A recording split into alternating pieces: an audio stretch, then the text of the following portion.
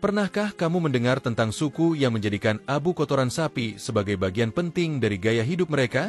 Di jantung Afrika, tepatnya di Sudan Selatan, hidup sebuah komunitas tradisional yang luar biasa unik dan hampir tak terjamah modernisasi. Mereka dikenal sebagai suku Mundari. Gaya hidup mereka begitu berbeda dari dunia luar, sampai-sampai banyak orang menganggap mereka berasal dari dunia lain. Suku Mundari bukanlah komunitas besar. Mereka merupakan kelompok etnis kecil, yang jumlahnya diperkirakan hanya beberapa puluh ribu jiwa.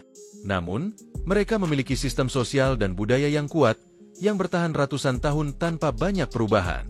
Bagi mereka, sapi bukan sekadar hewan ternak. Sapi adalah simbol status, alat tukar, bahkan bagian dari identitas mereka. Setiap anggota keluarga Mundari memiliki tanggung jawab terhadap sapi mereka.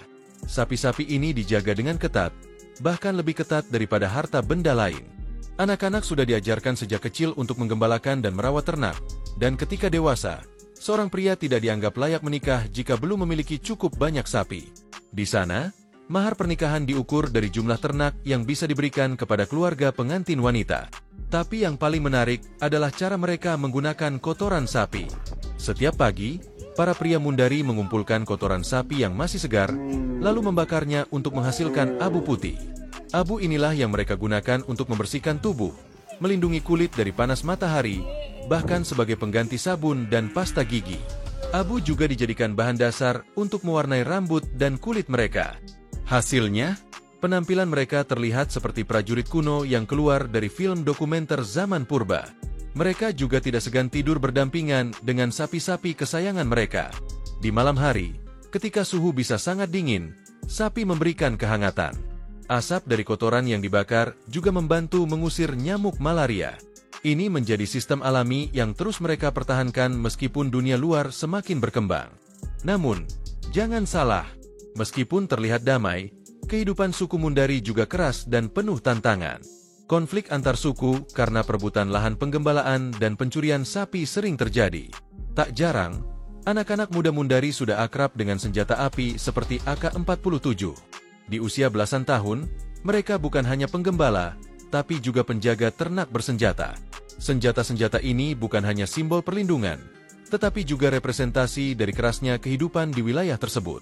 Pemerintah Sudan Selatan sendiri masih kesulitan mengontrol distribusi senjata ilegal di wilayah pedesaan, membuat konflik bersenjata menjadi bagian dari keseharian masyarakat. Namun di balik semua itu, suku Mundari tetap hidup dalam keteraturan mereka sendiri. Ritual-ritual spiritual masih dijalankan. Musik tradisional dan tarian-tarian khas masih dimainkan dalam upacara adat. Setiap kelahiran, kematian, dan pernikahan selalu disambut dengan ritual yang sakral dan penuh makna. Satu hal yang paling menyentuh dari kehidupan suku Mundari adalah keterikatan mereka dengan tanah dan komunitas. Mereka mungkin hidup tanpa listrik, internet, atau akses ke rumah sakit modern, tapi mereka hidup dalam kebersamaan dan solidaritas yang kuat. Mereka saling bergantung, saling menjaga, dan saling menghargai satu sama lain. Pemerintah Sudan Selatan dan beberapa lembaga internasional telah mencoba mendekati mereka untuk memberikan akses pendidikan dan layanan kesehatan. Namun banyak keluarga Mundari yang masih menolak perubahan. Mereka takut budaya mereka akan hilang jika terlalu dekat dengan dunia modern. Sebagian antropolog menyebut suku Mundari sebagai penjaga warisan Afrika sejati, karena mereka mampu mempertahankan jati diri dan gaya hidup tradisional di tengah arus globalisasi yang semakin kuat. Namun pertanyaannya, sampai kapan? Dengan perubahan iklim yang mulai memengaruhi sumber air dan lahan penggembalaan, serta konflik berkepanjangan di Sudan Selatan yang belum menemukan titik damai, masa depan suku Mundari masih menjadi teka-teki besar.